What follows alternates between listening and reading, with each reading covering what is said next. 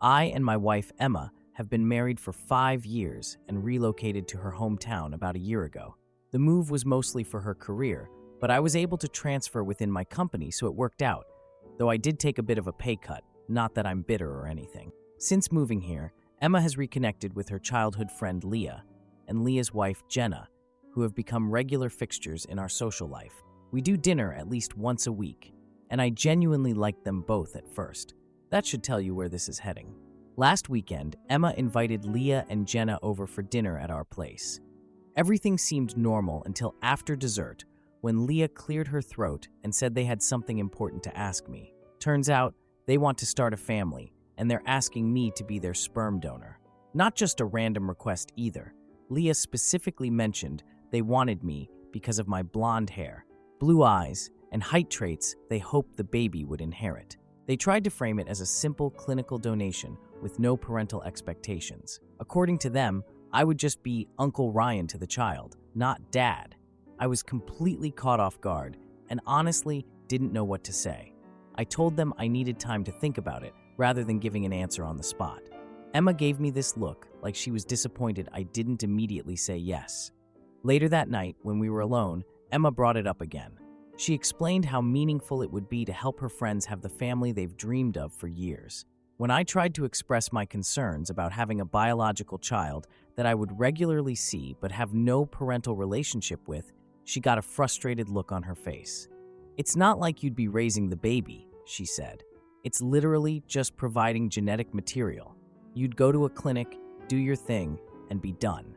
I tried explaining that I wasn't comfortable with the arrangement. We live in a small town where everyone knows everyone, and I'd constantly be around this child that is biologically mine, but that I'm supposed to pretend isn't.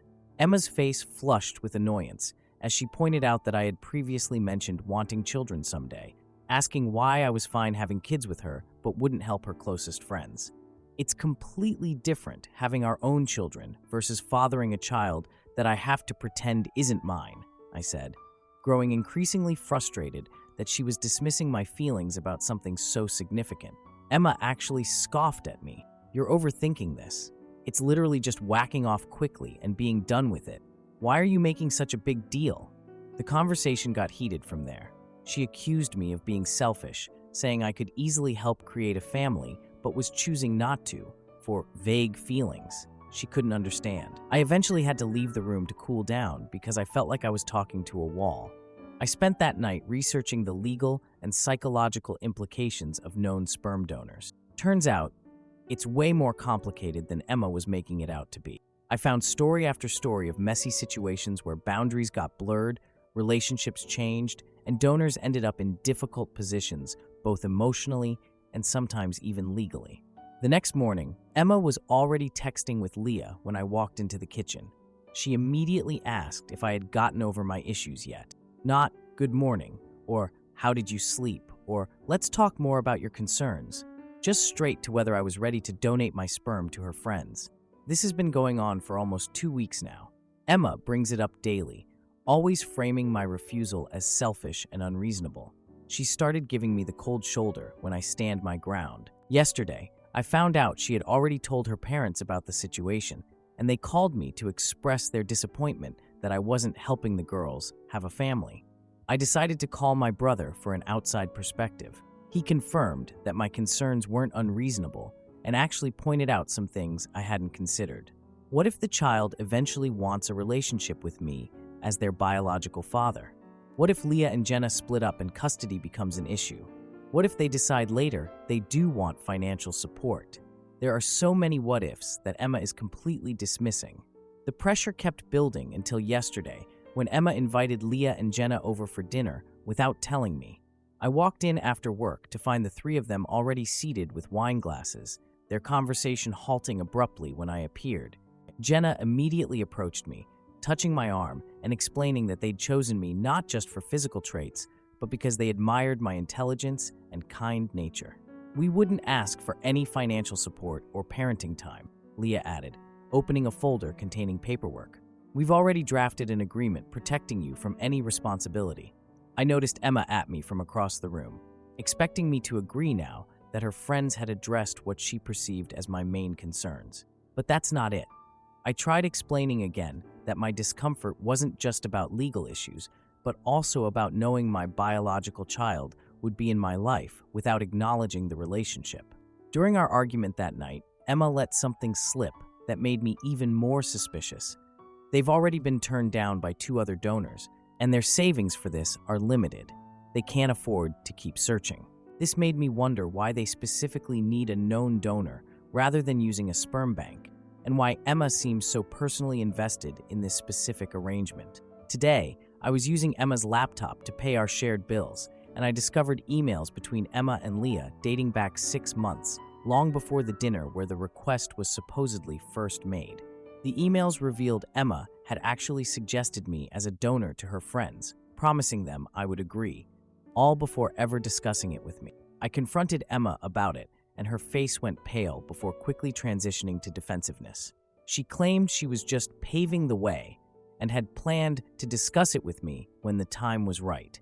But the emails clearly showed they had already scheduled consultations with a fertility clinic, putting deposits down based on Emma's assurance that I had verbally agreed. The most disturbing part came when she finally admitted she saw this as an ideal situation. Her friends would have a baby with traits she loved about me, and she could be involved with the child without the pressure of being a mother yet. She wanted parenthood using my DNA without having to commit fully. I've never thought I'd be in this position where my own wife would disregard my bodily autonomy and make decisions about my genetic material without my consent. I've told her firmly that I won't be going through with the donation, regardless of the pressure, but the trust in our marriage has been seriously damaged. Emma is currently staying with Leah and Jenna, sending me texts saying I'm ruining everything and that she had vouched for me to her friends who are now disappointed in us both. I'm not sure what the right move is here. Thanks for reading this far, and if anyone has dealt with something similar or has advice on how to handle this breach of trust, I'd really appreciate it. Now for the first update. Wow, I definitely didn't expect my last post to blow up like that. First of all, thank you all for the supportive comments and advice. It really helped clear my head about this whole sperm donor situation. It's been 2 weeks since my original post, and things have only gotten more intense. Emma hasn't let up at all. She brings up the donation request almost daily, usually framing my refusal as selfish and unreasonable. It's become this constant pressure where she'll casually mention it during breakfast or while we're watching TV. Have you reconsidered helping Leah and Jenna yet? Or, don't you want to make someone's dream come true? The situation took an even more frustrating turn when I discovered Emma had already told her parents about the whole thing. Yeah, you read that right. Her mom and dad called me last weekend, and I initially thought it was just a regular check-in call. Instead, I got a 20-minute lecture about how I should be helping the girls have a family and how disappointed they were in my hesitation.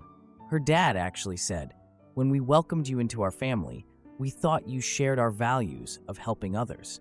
I've spent hours researching the legal implications of known sperm donors. Many of you suggested this in the comments, and you were absolutely right. What I found was pretty alarming. Despite all the paperwork and promises, known donors can sometimes still be pursued for child support if relationships deteriorate. There are countless cases where informal agreements didn't hold up in court because judges tend to rule in the best interest of the child, regardless of what adults agreed to beforehand. So my concerns weren't just emotional. There are legitimate legal risks too. The more I think about this situation, the more I'm seeing a pattern in our marriage that I've overlooked. Emma often makes decisions that affect both of us after consulting her friends first. When we moved to her hometown, she had already looked at houses with her friends before including me in the process. When we adopted our dog, she'd already promised her friend we'd take him before discussing it with me. And now this. The biggest example yet of Emma making promises about my life without my input. Yesterday, things reached a new level of uncomfortable. I came home from work, tired after a long day, only to find Emma, Leah, and Jenna already seated in our living room with wine glasses. They immediately stopped talking when I walked in. Emma hadn't mentioned they were coming over, and the ambush was clearly planned. They had wine poured, snacks arranged, and what looked like paperwork spread on the coffee table. I felt immediately cornered. Jenna got up and approached me, touching my arm. "Ryan, we just wanted to talk more about our request.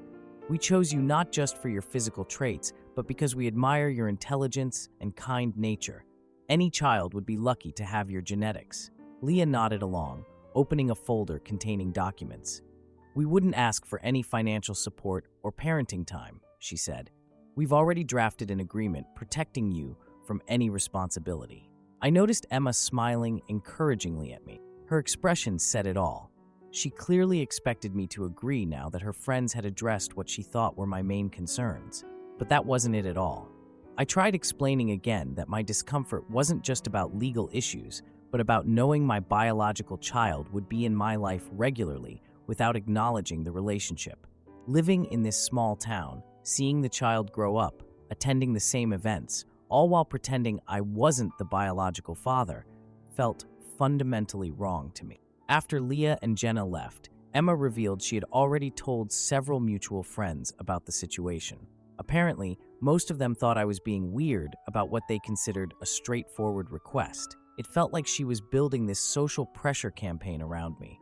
During our argument that night, Emma let something slip that made me even more suspicious. They've already been turned down by 2 other donors, and their savings for this are limited. They can't afford to keep searching. This was completely new information. This revelation made me wonder, why me specifically? If 2 other donors had already refused, maybe there's something more to this request than they're letting on. And why do they need a known donor instead of using a sperm bank with properly screened donors? Many of you pointed this out in the comments. Sperm banks exist for exactly this reason. Most concerning is why Emma seems so personally invested in this specific arrangement. She's acting like Leah and Jenna's happiness depends entirely on me agreeing, which makes no sense if this is just about having a baby. They have other options. There's something more going on here that I'm not seeing yet. The whole situation has created tension in our house. Emma barely talks to me except to bring up the donation topic, and when I stand my ground, she gives me. Last night, she slept in the guest room, saying she needed space to process my selfishness. Yes, she actually said that. I'm trying to understand her perspective, but it feels like she's completely disregarding mine. Several commenters mentioned I should check for previous communications between Emma and her friends. Thank you for that advice. So I'm planning to see if there's more to this story that I don't know yet. The part that hurts the most is how Emma seems more concerned with her friends' feelings than mine. When I point this out, she says I'm being dramatic and that but this isn't nothing. It's my body, my genetics, and potentially my biological child. Edit. Some clarifications since a lot of people are asking the same questions. 1. Yes, I've specifically asked why they're not using a sperm bank, and they gave vague answers about knowing the source and having control over the genetics. 2. No, I haven't talked to a lawyer yet, but I'm planning to. 3. We've been married for 5 years, together for 7 total. 4. We had previously discussed having our own kids someday, but not in the immediate future. 5. Emma's always been close with her friends, but never to this extent of prioritizing them over our relationship. I'm starting to wonder if this issue is revealing deeper problems in our marriage that I've been ignoring. The way Emma is handling this, the pressure, the manipulation involving her parents and friends, makes me question how much she actually respects my autonomy and feelings. As many of you pointed out, if the genders were reversed, and I was pressuring Emma to be an egg donor against her will, people would be outraged. I'm planning to stand firm on my decision not to donate, regardless of the ongoing pressure.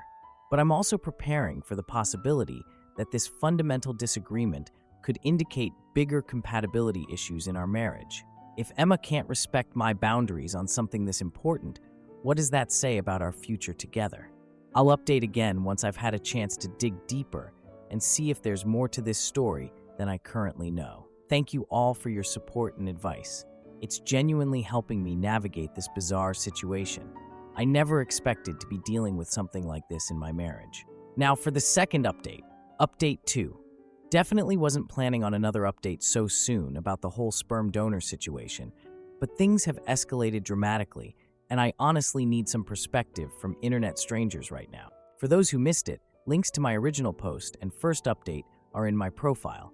My last post got locked by mods for some reason, but the comments were super helpful before that happened. It's been about a month since my last update, and things with Emma have only gotten worse.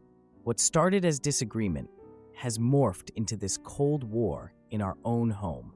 She's been treating my refusal to donate sperm to Leah and Jenna as some kind of personal betrayal rather than, a completely reasonable boundary about my own body.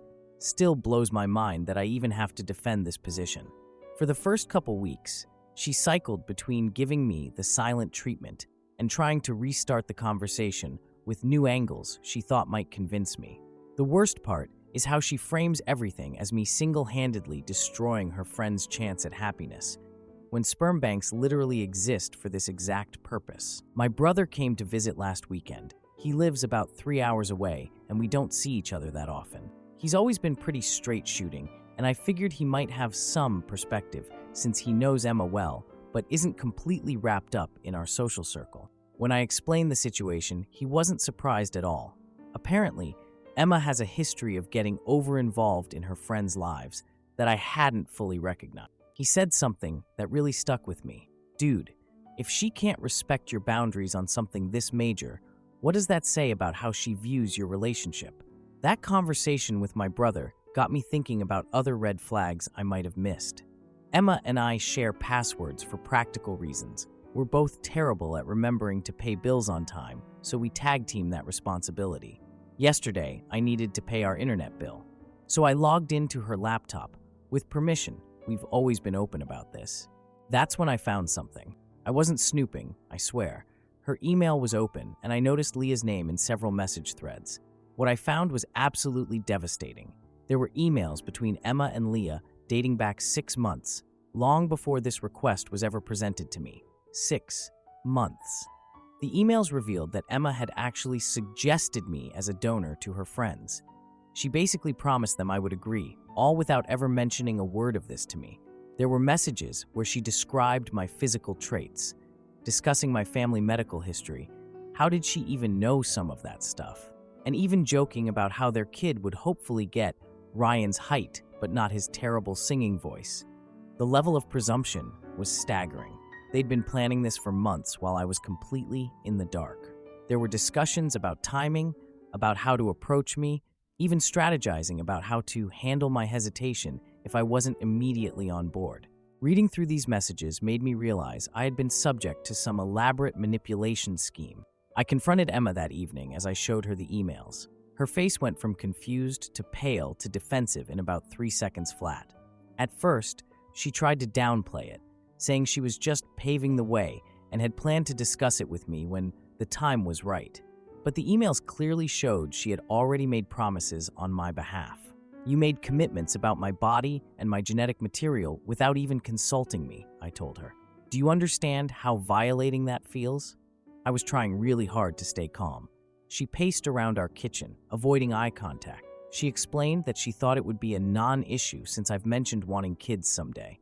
Her logic was that this way, everyone would get what they wanted. Her friends would get a baby, and I would get to pass on my genes.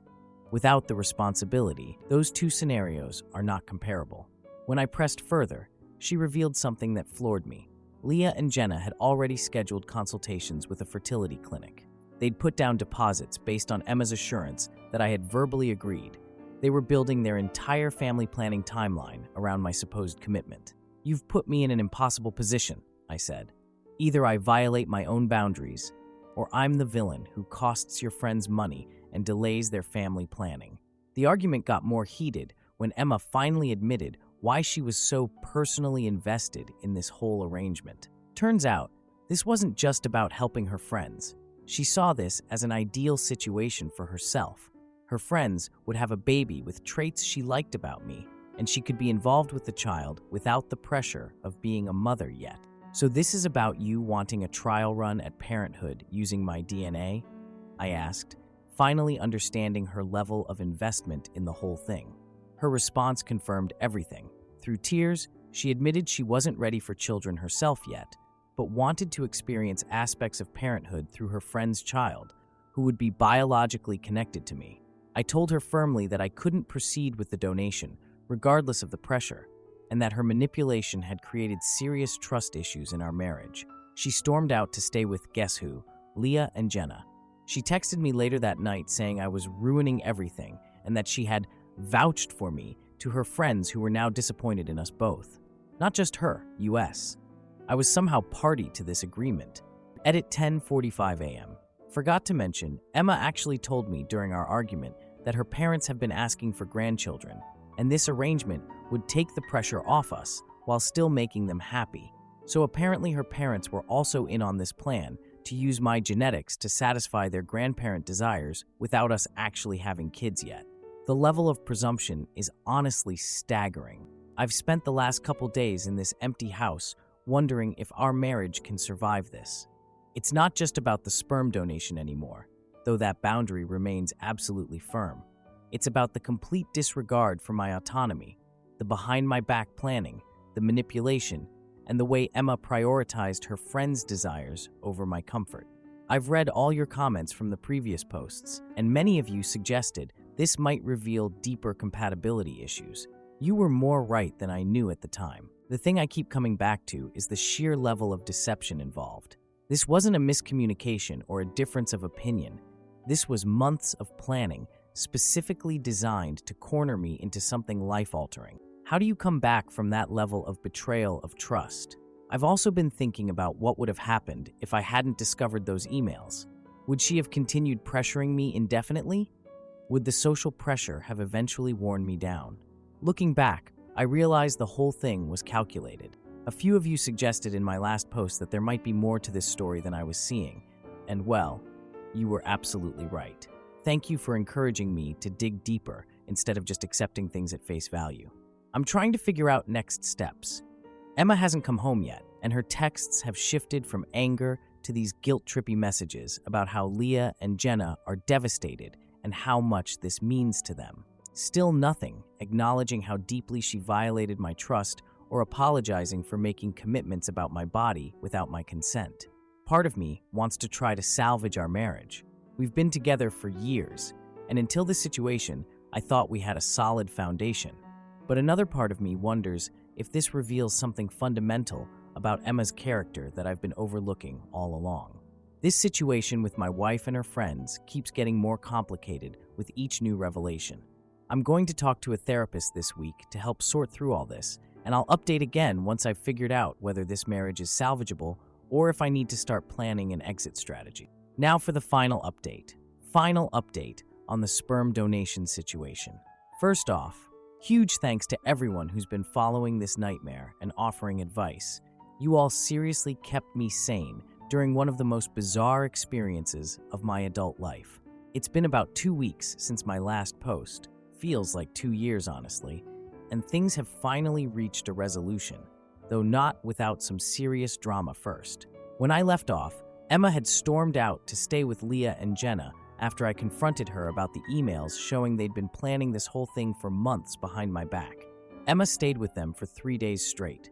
During that time, I received a lot of messages on my phone. First came the text from Leah, this long paragraph about how disappointed she was in me and how I was clearly being controlled by outdated views of fatherhood, rich coming from someone trying to control my reproductive choices. Then Jenna sent an even longer message saying I was gatekeeping my genetics and suggested I needed therapy to work through my obvious commitment issues. Projection much? I didn't respond to either of them. What was there to say at that point? They'd clearly decided I was the villain in their story, and nothing I could say would change that.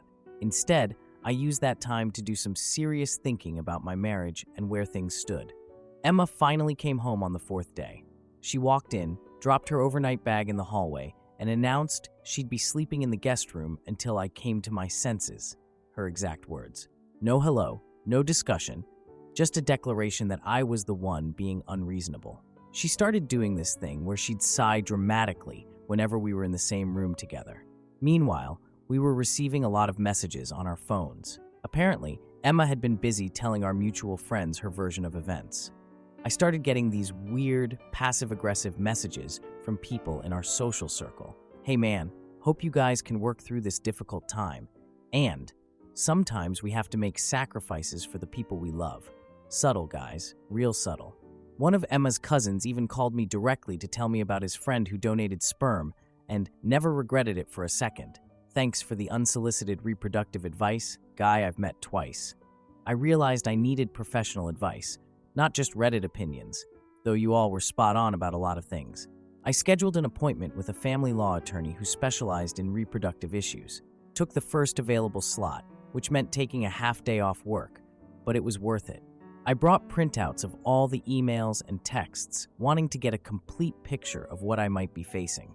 The attorney confirmed everything I'd been worried about. She told me that regardless of whatever contract they might have me sign, courts consistently prioritize the child's interests over prior agreements. If something happened to Leah and Jenna's finances, or if their relationship with me deteriorated, I could potentially face legal and financial obligations as the biological father, exactly what I'd been concerned about from day one. When I told her about how Emma had been promising her friends I would agree without ever consulting me, the attorney actually put down her pen and just stared at me for a second. "That's concerning behavior in a marriage," she said, understatement of the century. She advised me to stand firm on my decision and suggested I might want to consider couples counseling regardless of how this specific situation resolved, foreshadowing as it turns out. I came home from that appointment with a clear head and a solid understanding of my legal position.